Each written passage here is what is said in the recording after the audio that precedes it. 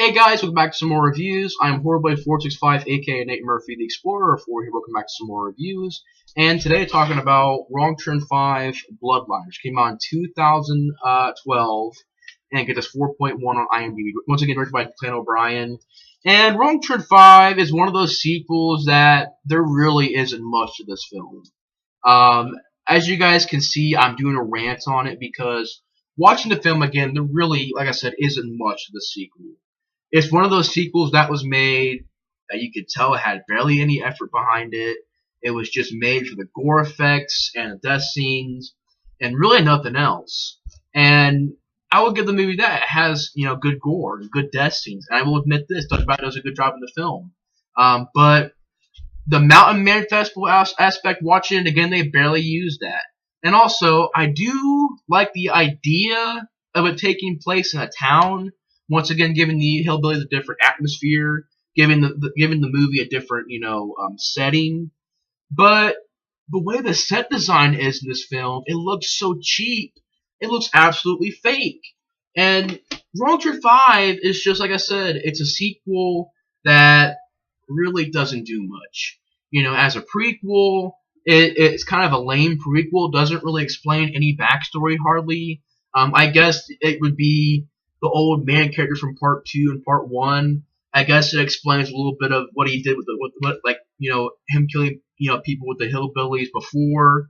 And one thing I forgot to point out about these films is that Wrong Turn 4 and 5 are prequels, but yet everybody dressed like it's 2012. I swear, not one moment in this film did I buy that it was 2000. I think they said 3. I didn't buy it at all. Because everybody in this film dresses like it's freaking 2012.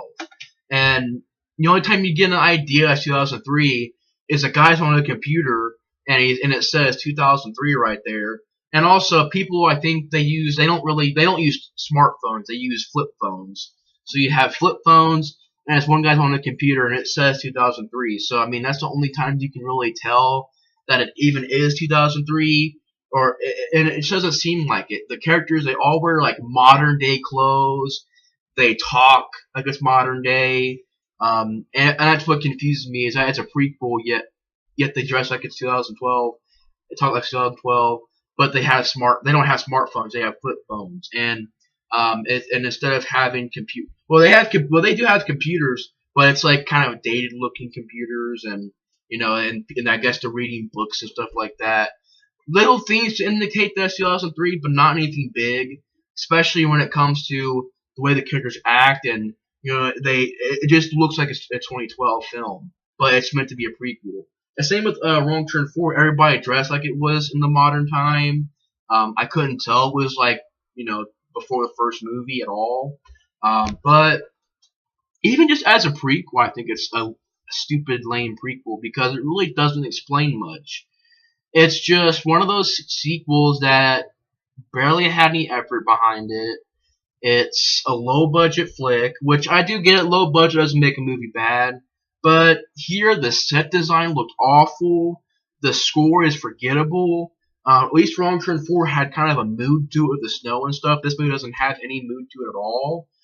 The acting is horrible. The characters, I didn't give a crap about the characters at all. The one character that did a decent job was Doug Bradley as the Maynard character, but it's just, I don't know. It's just a sequel that doesn't really have much to it, and it's mediocre because it looks cheap. The characters are stupid. They don't really make good decisions. It's a lame prequel. It barely, and you could tell just looking at the film, it had no effort to it whatsoever. And they bring in this Mountain Man Festival aspect, and they do nothing with it. The few times they do like little things with they'll be walking, like the hillbillies be walking in this crowd, and of course it's the Mountain Man Festival, so they can't tell that they're killed, they're actually mutated hillbillies. They use it like that. They also do this thing where I guess everybody is on a different side of the town. So you're telling me that not one person is on the side of the town where all the murders and stuff are happening. That's another thing that really bugged me is that, before the festival before the party goes, I guess, is our side of the town, I guess, everybody's over here, but yet nobody, not one single person, is over on the other side of the town. Where people getting murdered at and stuff like that. So that aspect, I was kind of like, that's not really realistic. I mean, you're telling me that every single person went to the other side of the town for this party.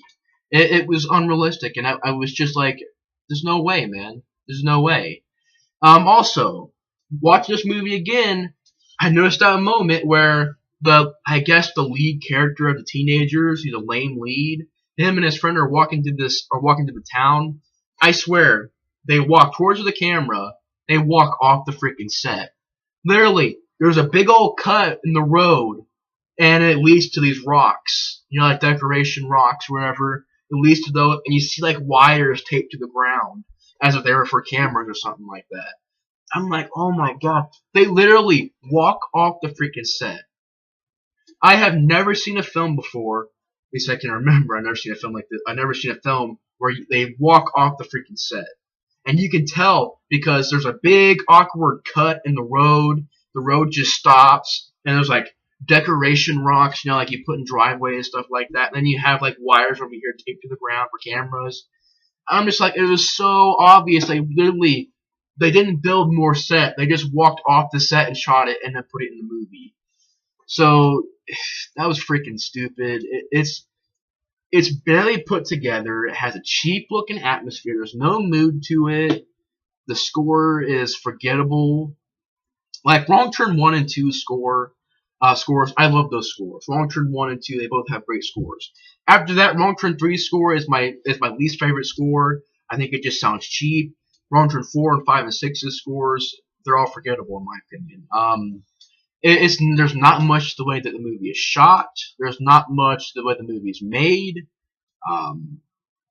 Like I said, the only good thing is that the gore effects, the death scenes, and Doug Bradley did a decent job. The rest of the stuff, I think, is just okay. The idea of taking place in a town is okay. But yet, it gets kind of ruined because it looks cheap. And I didn't mind the idea of taking place during Mountain Man Festival, but they don't do anything with it. So those two things, they could have been good, but they don't do anything with those. The set design looks cheap, and they didn't do much of the Mountain Man Festival idea. So they both got ruined. The story is pretty typical. I mean, these college kids, they're out to go to this Mountain Man Festival in West Virginia, and I guess it's on Halloween. And while they're there, they're in the woods camping, having sex, smoking dope, drinking. I don't know if they're drinking beer, but no, they were having sex, smoking dope, typical things. They go to drive on the road on the way to the town. Doug Bradley goes out in the middle of the road, makes them hit a tree. They get out, they go over. Doug Bradley cuts the lead character's hand. They beat up Doug Bradley. They take everybody into the police station, arrest them. And I really didn't care for this girl, Camilla Alfredson, playing Sheriff Angela. I really didn't care for her character. She had horrible acting. She locks people up for drug charges, and Doug Bradley for cutting the guy's hand. And then she lets the other characters go because the lead character, I think, was it Billy or something? I can't remember if it was Billy. Is it Simon Genty? I think it was Simon Genty. He sucked as a lead at least from the teenagers. He's kind of like the lead of the teenagers. He freaking sucked. I did not care for his acting. But the Billy character ends up claiming that he ends up saying that it was his drugs. They let everybody else go, including the Lita, Gus, and Julian. They let those characters go, and pretty much they get out of there. They go to a hotel. The power goes out. The hillbillies, they end up coming to the town. You have the beginning of the movie where a reporter girl, she is telling us, she's like, reporting a story. She's kind of being, kind of a jerk to everybody that's working with, like, the camera guy and stuff like that. She goes out in the woods. You have that scene where she flicks off Three Finger, and Three Finger cuts her finger off, and then she goes and finds Doug Bradley in the woods, and Doug Bradley like chops her hand off. And he hits her in the stomach with the axe. Then he cuts her hand off. You get that lame opening where her hand lands and it goes like that, and it goes wrong turn. It looked pretty fake, like CGI blood and CGI Wrong Turn 5. It just looked silly. It looked really silly. But after all that happened, that's when the kids end up getting in a wreck and they end up getting locked up in the jail. The sheriff lets the kids besides Billy get out of the jail. They go to a hotel. The power gets out.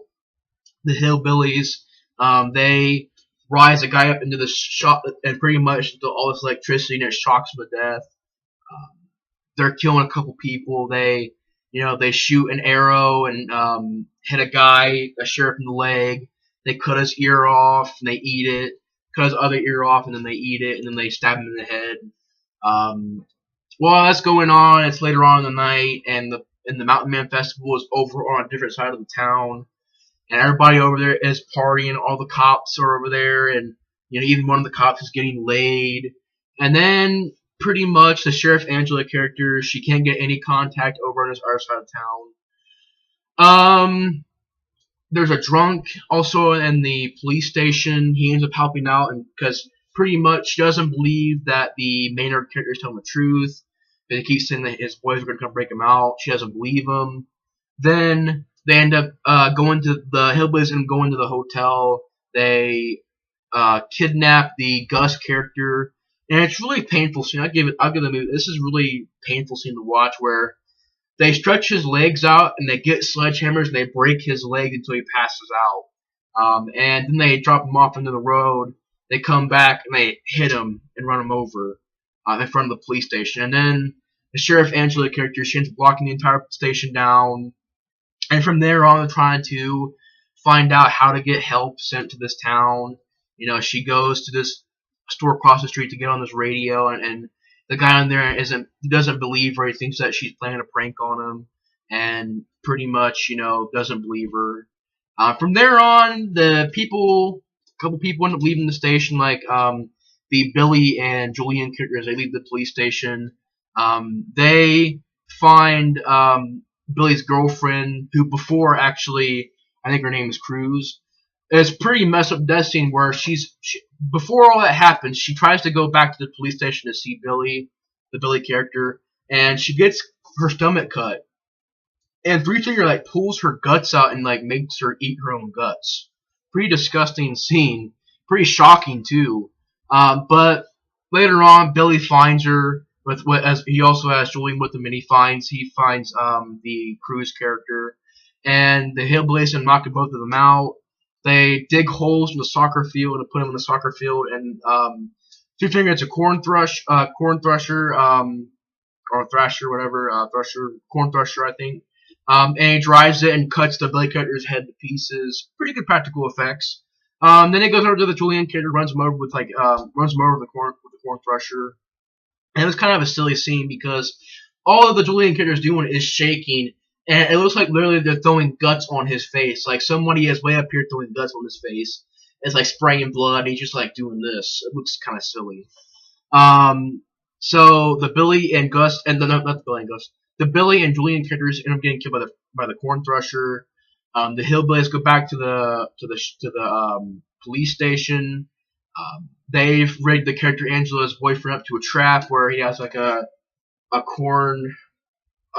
manual corn thresher right here, and they have it rigged to where if she opens up the car door, it'll cut his stomach open, and she goes over and opens up the door, and it cuts her boyfriend's guts out. The drunk character, the guy who played the drunk, pretty much, he tries to help out. He's trying to he pretty much tries to drive off and get help. He ends up getting into a wreck because there's barbed wire on the road. They get they get the drunk character, pretty much, the drunk of the movie. He pretty much plays a drunk. They get him, they put him in this barrel. Once again, a pretty painful death scene where they put fire underneath the barrel, and they pretty much light this pile of wood on fire, and it burns whatever's inside the barrel, which ends up being the drunk in the barrel. The drunk guy ends up being in the barrel, and he gets pretty much cooked alive in there. And pretty well done scene. I mean, it's pretty painful. But pretty much people are getting killed off one by one, to where it's down to this one girl who ends up being Gus's girlfriend, and the lead sheriff character, and also the movie, the Doug Bradley character ends up telling the sheriff character that she's gonna die and that his boy's gonna break him out.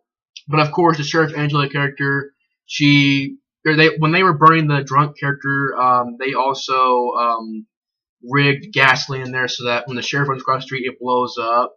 And then pretty much the hillbillies come over. While she's outside, the character Lita is being, because everybody pretty much tells her, "Hey, if you want to live, let me out of here." She ends up letting him out, and he cuts her eyes out. While the Sheriff Angela character comes back inside, the Lita character doesn't have eyes anymore. The hillbillies come. They end up capturing the Sheriff Angela character. They beat the crap out of her. Doug Bradley rigs up where there's a shotgun right here, and he put like a string on her foot, where pretty much if she puts her heel down, it'll blow her brains out. Or he also set up to where he'll burn the police station down, but he also says that if you wanna not get burned, he's rigged the shotgun up so that if she can, he pretty much rigged the shotgun up so that she can, instead of burning to death. And she ends up, and then the Doug Bradley character ends up leaving with the hillbillies. The Lita character ends up running. That's where you have that line, "Better run, little girl, because I'm coming to get you."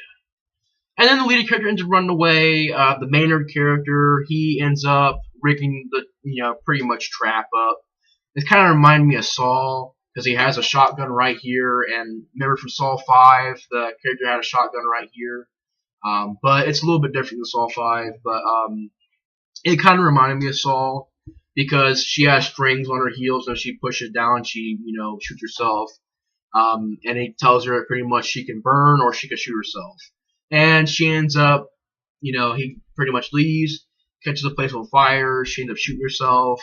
Then they drive down the street, and they capture the Lita character when she's walking on the street, and then the movie ends.